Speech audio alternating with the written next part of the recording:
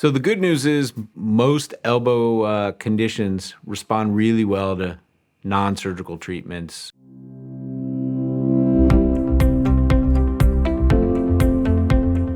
As part of my practice, not only do I see a lot of hand and wrist conditions, but I also treat a lot of elbow conditions. Probably the most common things that I see in the elbow are either traumatic events to the elbow, so elbow fractures, or ligament ruptures, or tendon ruptures around the elbow, or arthritis of the elbow. In terms of elbow fractures, very common when we have high energy mechanism traumatic events like bike crashes, mountain biking, or car accidents.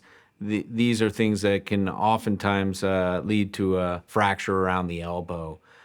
As well, sports injuries, throwing athletes can have ruptures of ligaments around the elbow. Again, that can also be caused by a traumatic event.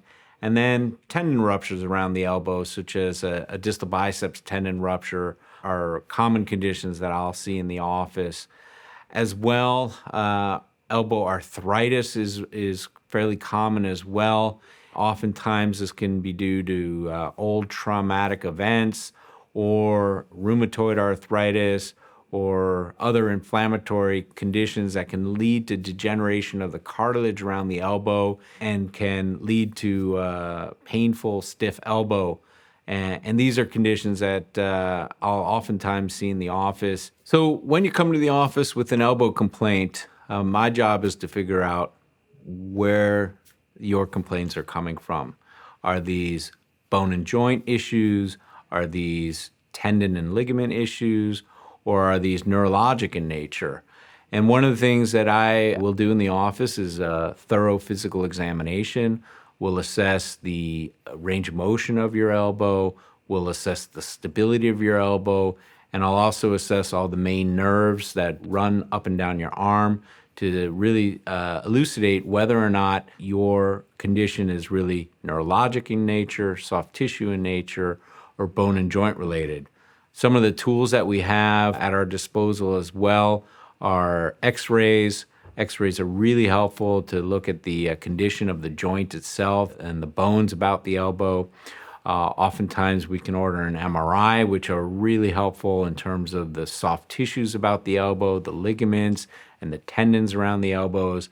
And then there are neurologic tests called EMG, nerve conduction studies, and these are helpful in terms of diagnosing any neurologic issues about the elbow, the most common being cubital tunnel syndrome, which is compression of the ulnar nerve at the elbow.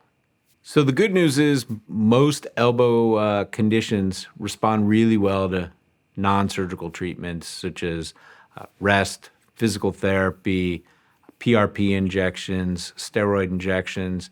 But if you fail those non-surgical treatment modalities, we have a wide variety of tools that we use in the operating room in order to treat your elbow condition, whether it's arthroscopic surgery, whether it's endoscopic surgery, whether it's open fracture surgery, or even open soft tissue techniques that allow us to restore the function of your elbow and ultimately restore your abilities to play the sports that you like to play, do the hobbies that you like to do, or do the work that you like to do.